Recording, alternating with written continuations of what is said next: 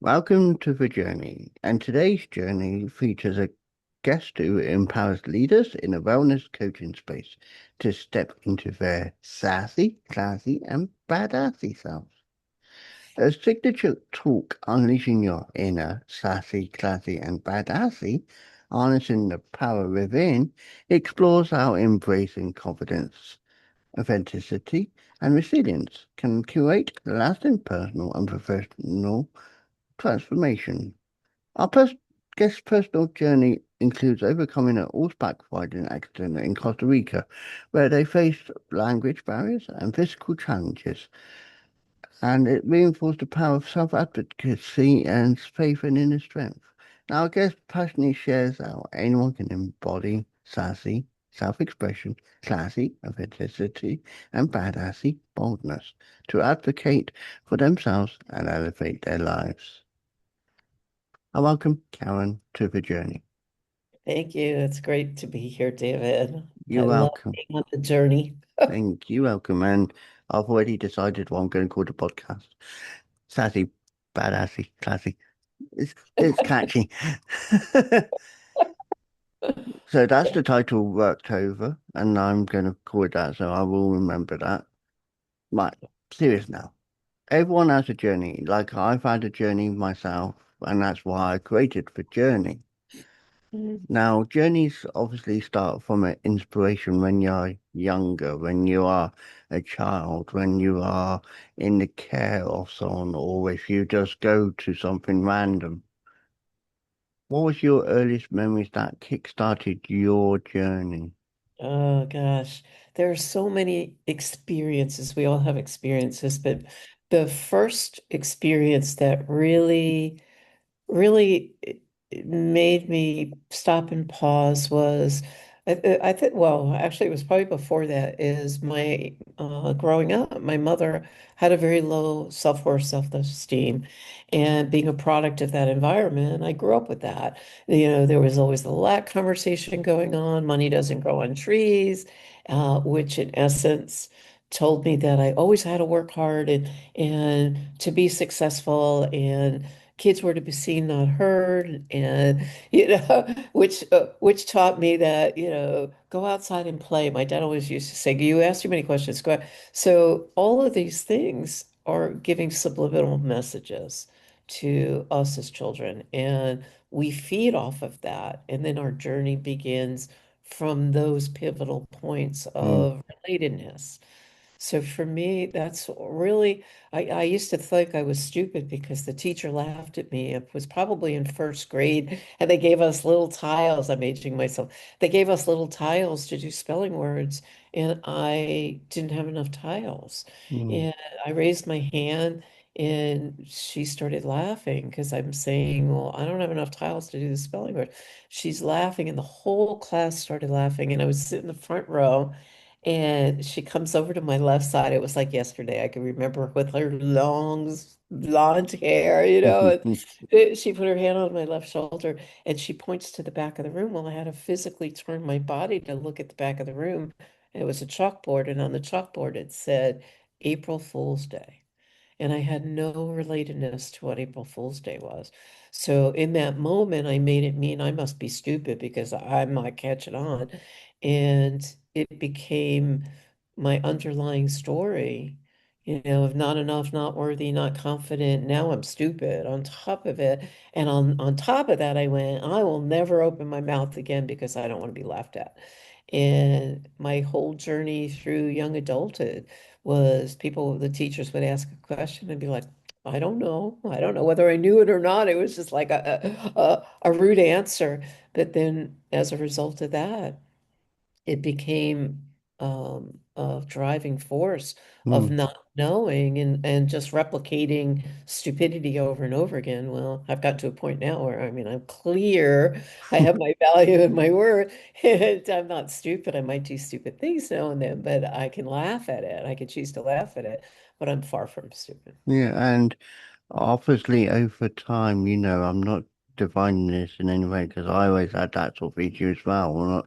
I was always branded different for so many reasons, but Mhm. being stupid, it doesn't have to mean you are inept and not knowing everything. It can mean you're just silly, you're stupid. It can be anything. It just is the definition when you automatically will say the word stupid. You think that person is inept. They are back in the day, I'm trying to think when they stopped using the name.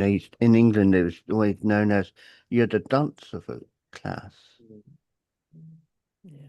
And you always get excluded because you was always, and it goes to another British expression, Billy no mates, because you end up in the corner or in the front of a class where you're constantly under the thumb of a teacher who will be their first target because you're right there, and you'll Right. get laughed at more because they will pick on you more to say, "What, you said this, you said that."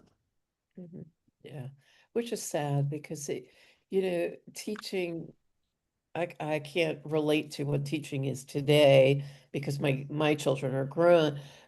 I think it's evolved also over the years because I remember being in school and saying something or questioning something that I got the ruler over the head Mm, for asking. I was like, what? Which also gives another subliminal message. Well, since you're not allowed, the teachers are no longer allowed to do that. I think there's a little more compassion, and I could be way off base here, but I think there's a lot more compassion in the school system now where teachers are really making an attempt to be present to some of those subliminal messages. yeah. I could be very wrong, but there are some really amazing teachers out there that really want to make a difference in people's lives.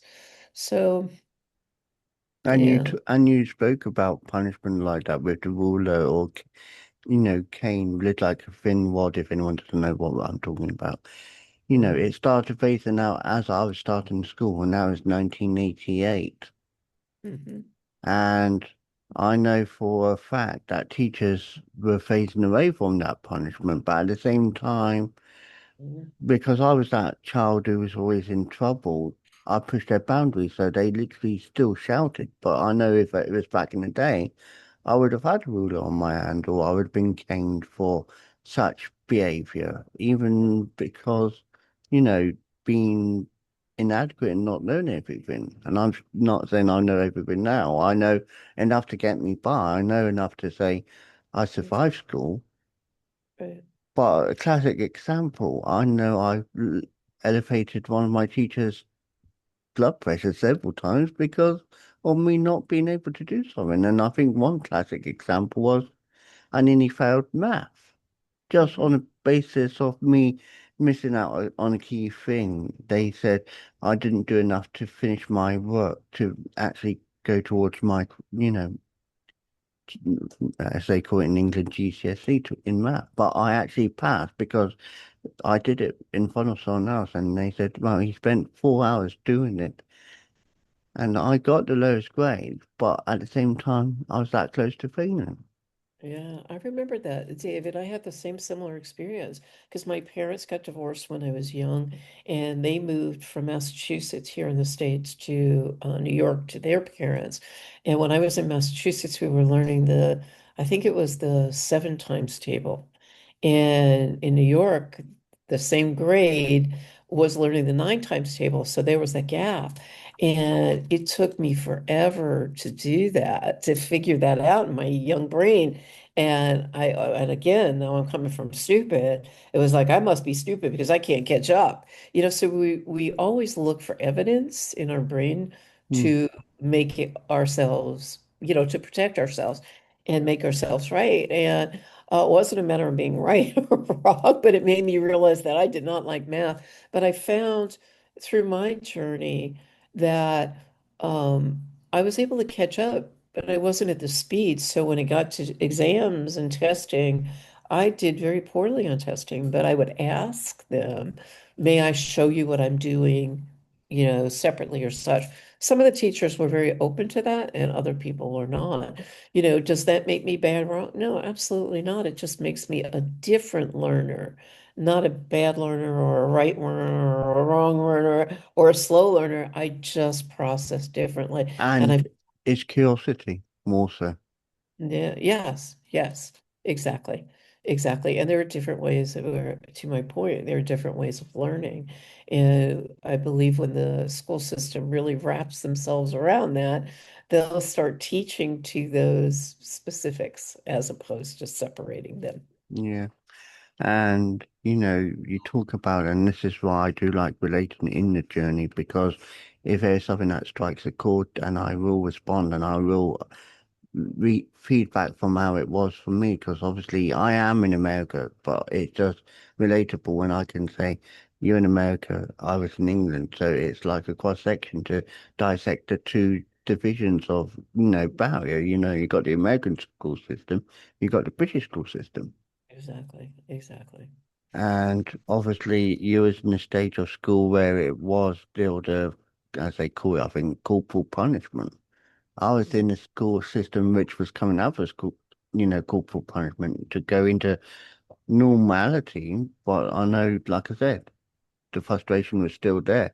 Teachers Yeah, potentially, and I know I did one thing once, and because they couldn't punish me by caning me or giving me the rule, he physically picked me up by the scruff of my neck, and because that was the yeah, only legal way he could do it, and physically carry me to where I had to go for detention. yeah, yeah. Yeah, I never made it to detention, thank goodness. But my I've only parents, had one detention. my dad would have. My dad would. I was very fearful of my dad in that respect because, Mm, you know, I don't remember ever getting like beat up or, uh, but I was afraid that he was going to slap me, and I don't remember if that was a reality or not, but that was like what I'm in the moment thinking. I just remember being very fearful of my mm. father. So, And yeah, so we obviously s- understood school was difficult, and that will go for. And I'm saying this because I'm going to leave it open-minded.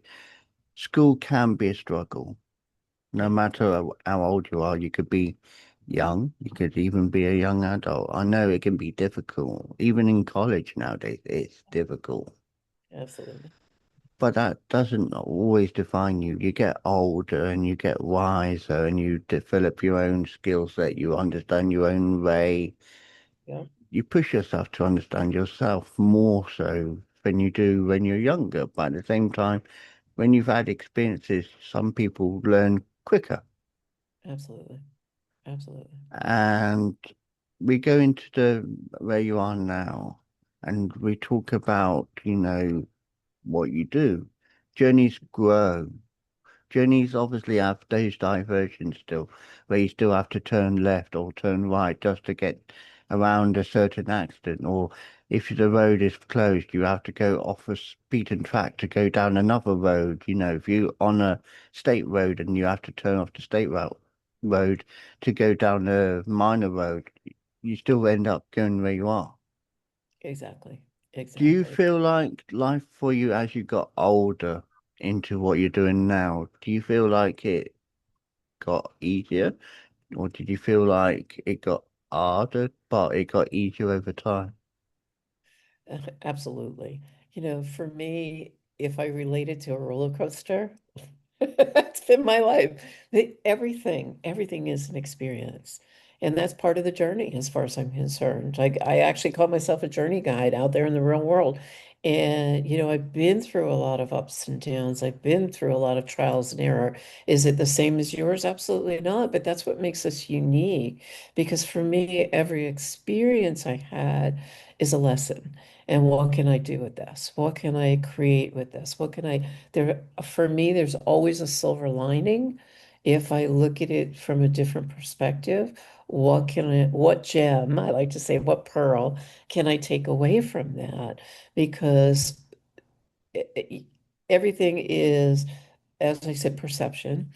And I mean, we had talked prior. I had a major accident in a foreign country, and I could have made that mean a million things. I went flying 6 feet off in the air off a horse that spun around, had sore feet. Well, salt on an open wound on his sore feet is going to create pain. And what he did was he spun around, and as he spun around unexpectedly, I went 6 feet up in the air, landed on my butt. It wasn't the most graceful moment by any stretch, but I ended up snapping the head of my femur, fracturing my right pelvis, and dislocating my back.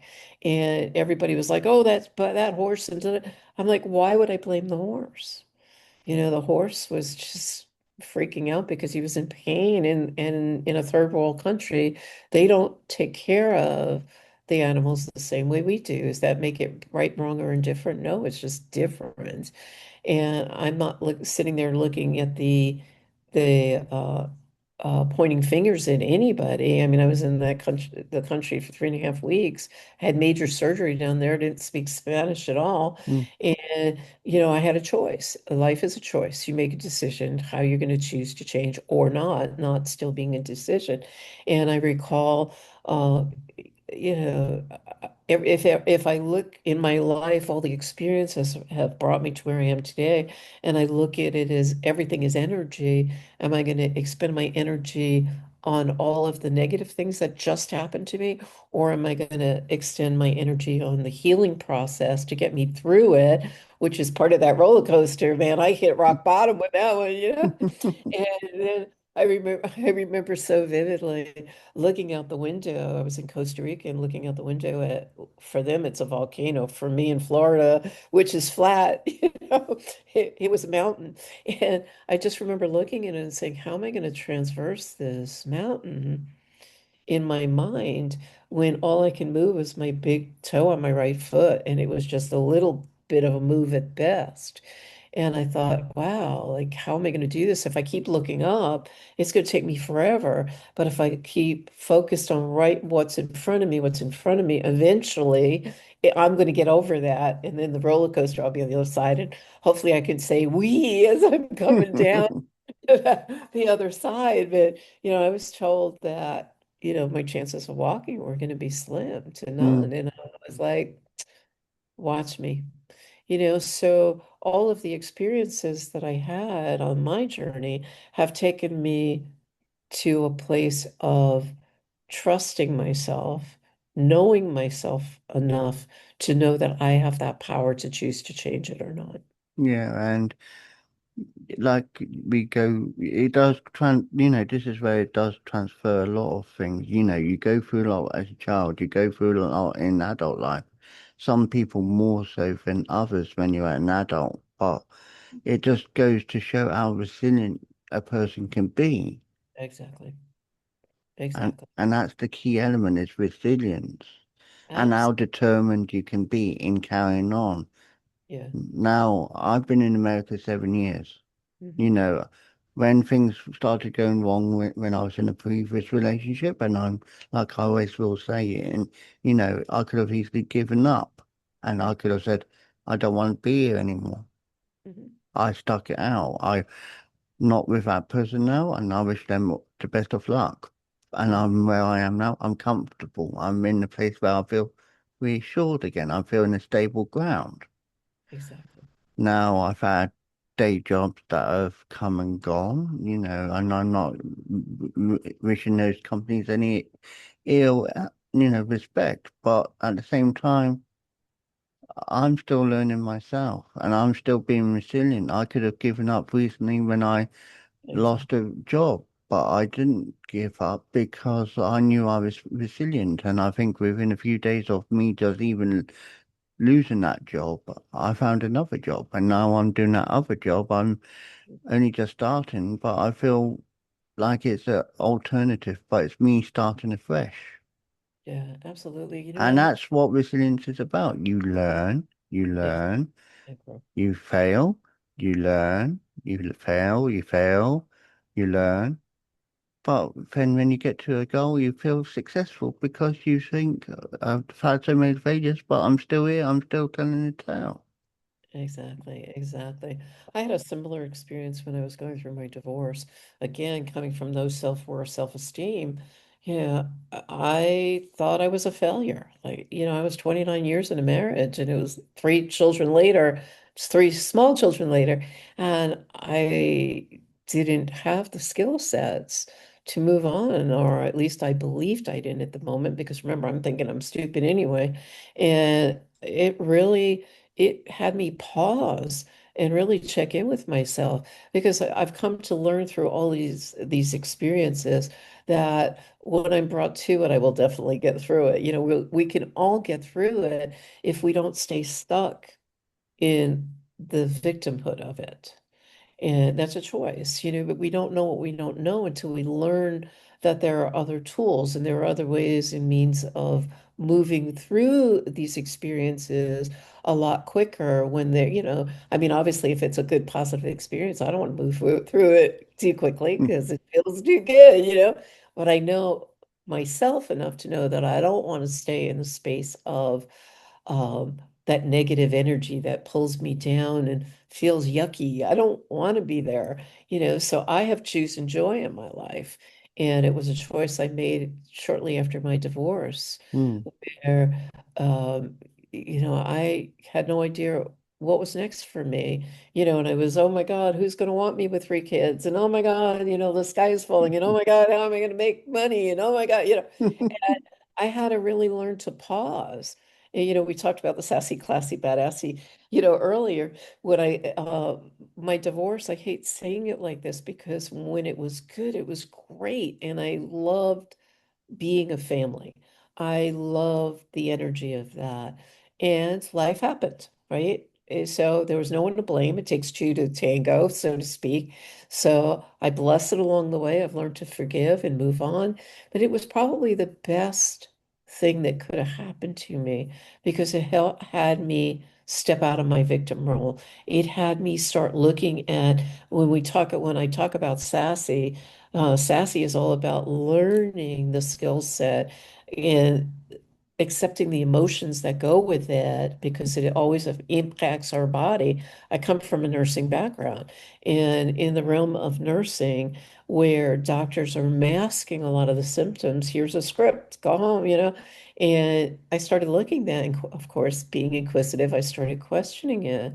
And not that I'm saying there's not a time and place for Western medicine and scripts by any stretch, but there's also alternatives. And if we don't know ourselves and know how to be an advocate for ourselves, that's where I started stepping in. Talks about in the play Hamlet in 1533, I believe he wrote that, Hmm. to thine own self be true, right? When you're true to yourself, you know more or less what you want or who you are and how to maneuver within your own space, your own energy, your own orb, so to speak, for lack of better.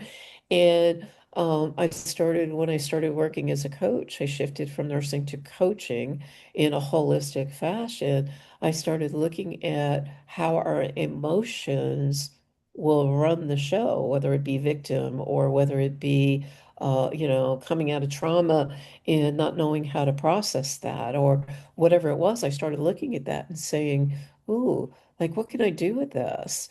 And the sassy, classy, badassy was born. And what that is about, as I started saying, was sassy is all about finding your self-confidence and your self-worth.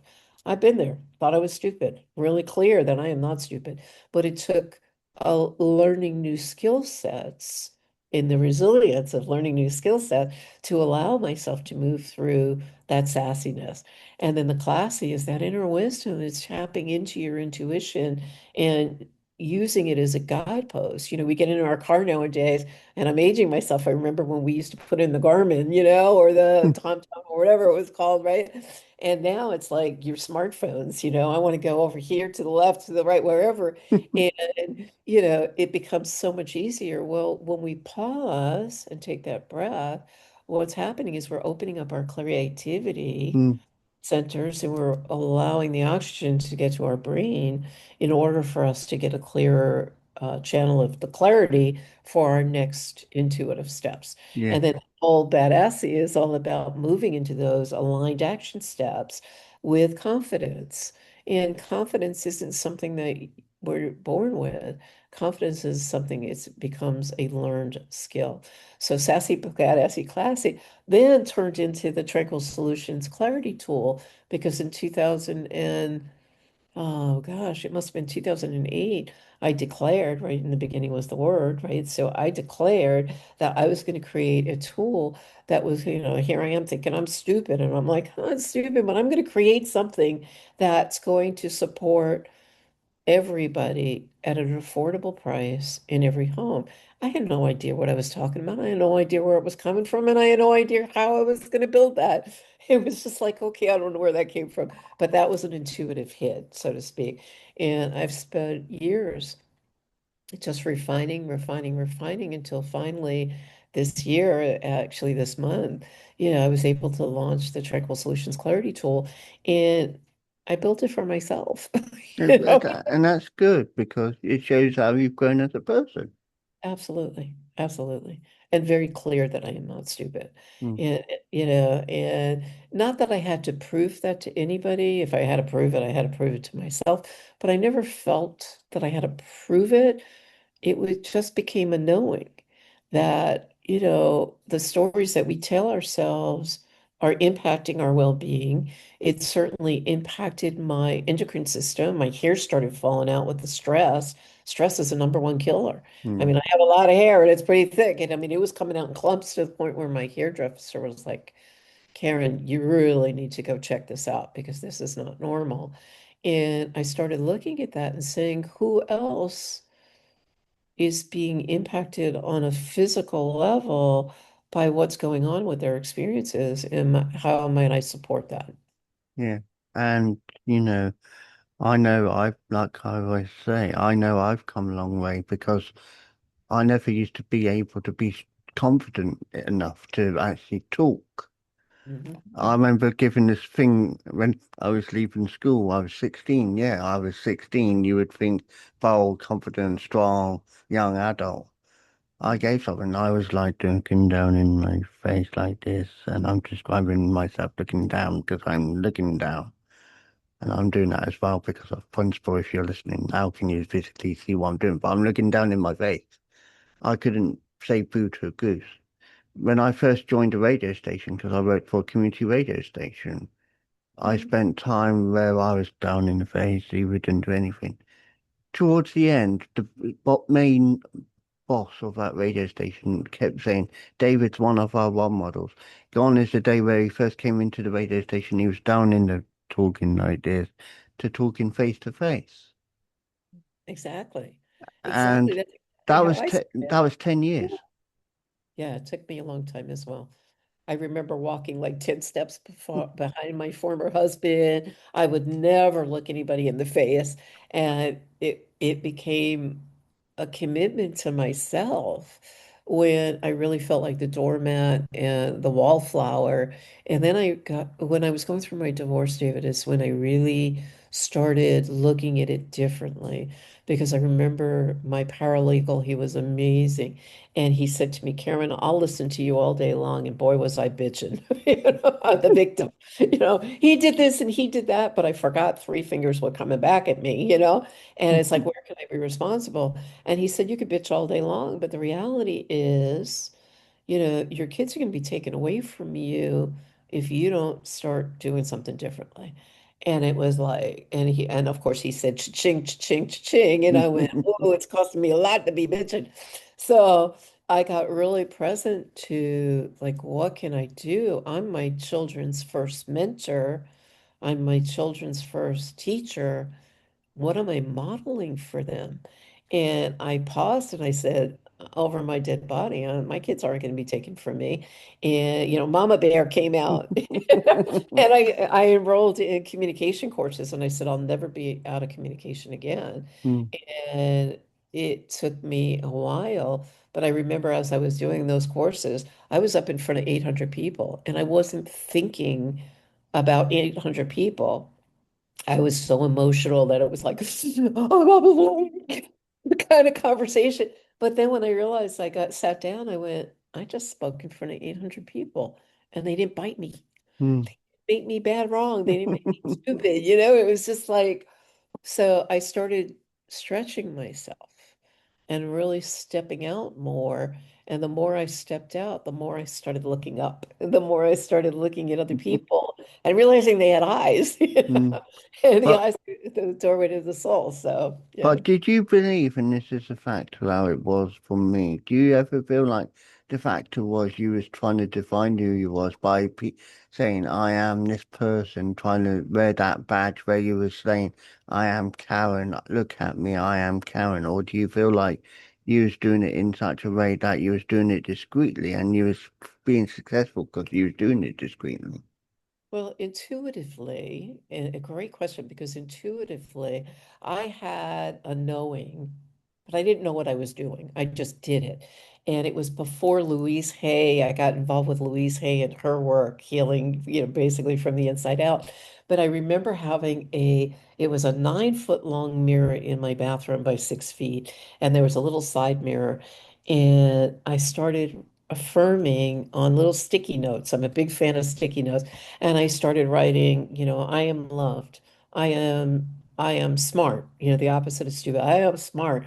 I am beautiful. I am, you know, and I would go into the bathroom however often during the day, and I would commit to reading at least three of them while I was washing my hands, and often it was more than that.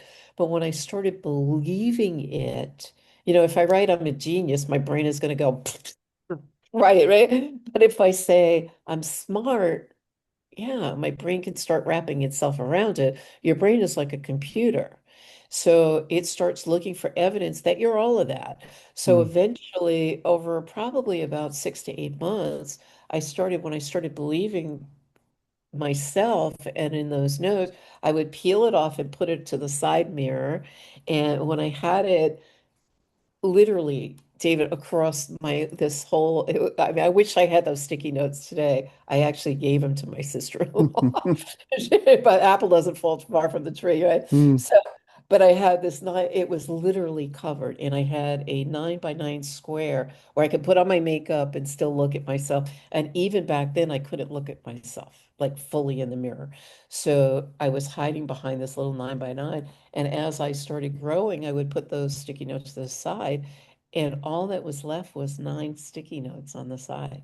And in the middle, it's like, I am love. I am loved. And it was so interesting because I started shifting my energy around self-doubt and self-worth in that space. And it was just a huge shift of believing in myself. But again, your mind is always listening and it's going to believe what's believable.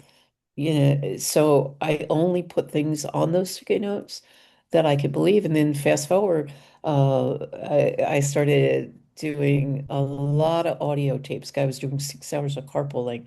And rather than quote unquote wasting the time, I was listening to these self-help things. And I discovered Wayne Dyer, who I absolutely fell in love with, Louise Hay, as I had mentioned earlier. And then Louise Hay started talking about affirmations, and I didn't realize I was already doing it. I didn't even know that was called affirmations. mm. And, starting to look at mirror work, and I would peek up at the mirror at myself and go, okay, and then eventually I love myself. I love myself. And my spiritual mentor would say, you got to tell yourself 10,000 times a day that you love yourself. Well, to say it 10,000 times a day, for real takes 2 hours and 28 minutes to do that. Well, who has 2 hours and 28 minutes consistently to do that? But if you do it, it's like going to the gym, muscle. Every time you go to the bathroom, it could be 3 minutes here, 3 minutes, it adds up. And I started getting in front of the mirror. I let myself, and it came to a point where I was like playing with it.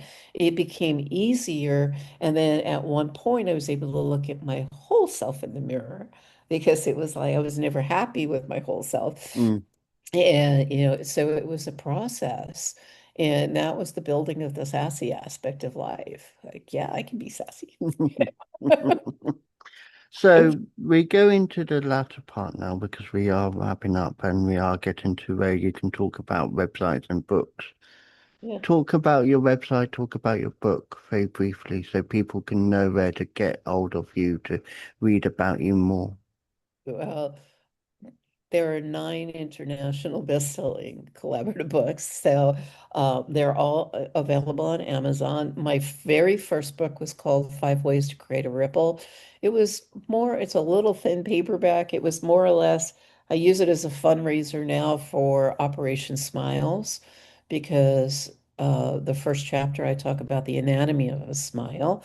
When you smile, you're lighting up all your emotional systems, which bring you joy. Mm, Right? So, Operation Smiles is for cleft lip children who are needing operations and can't afford them. So, I donate 100% of the proceeds for that book to Operation Smiles. And the second chapter is all about collaboration. That book, Five Ways to Create a Ripple, is on Amazon as well. It's also available on my website, www.tranquilsolutions. and it'll be in the description afterwards. Oh yeah, SOULUTIONS.com. I also have a free gift for your listening audience there. It's a ebook that will really support you moving forward in your next steps because for me, it's all about creating clarity to become authentic, to really embody self.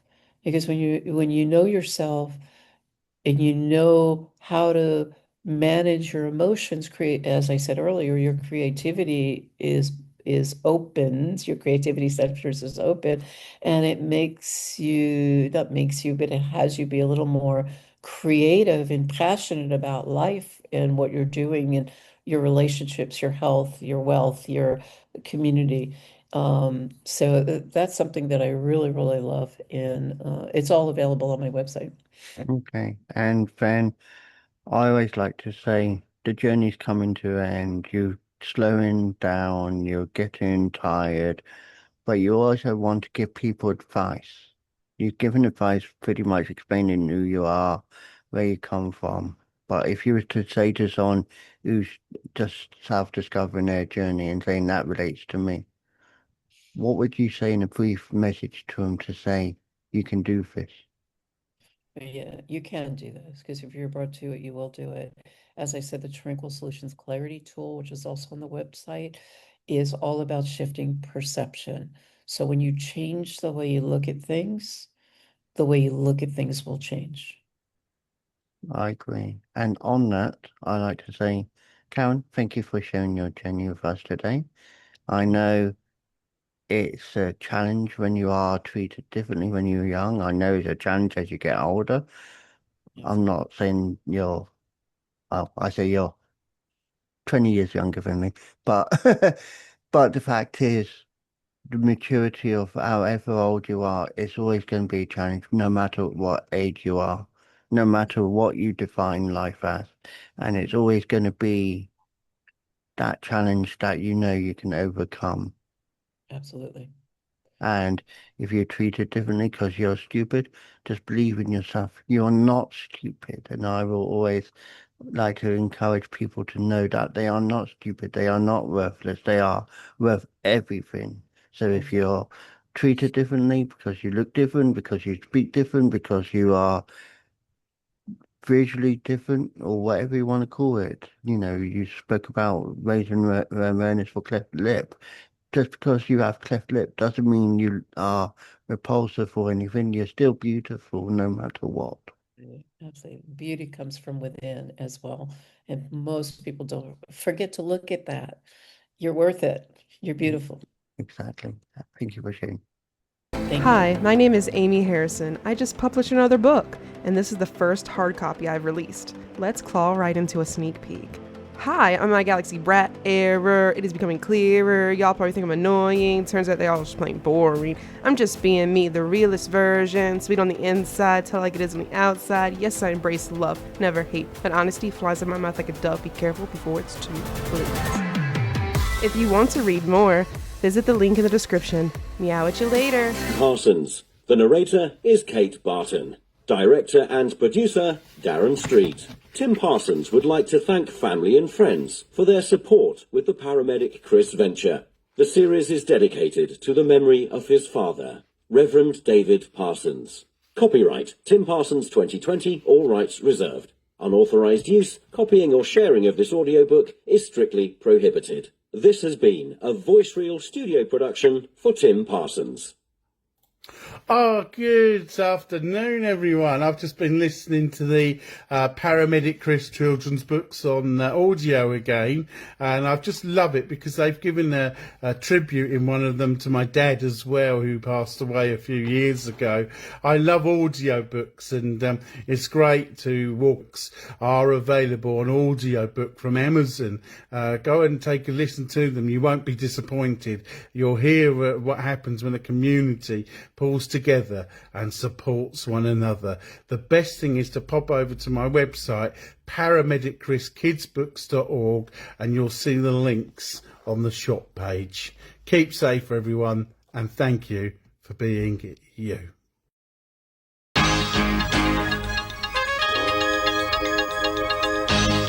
The Journey podcast explores stories of personal growth, challenges, and life-changing moments. Each episode dives into unique experiences, offering insights and inspiration for listeners navigating their own paths. I believe everyone has a story worth sharing. If you'd like to share your journey with David and others, email your story to wisewords1983@reborn.com, and it may be featured in a future episode.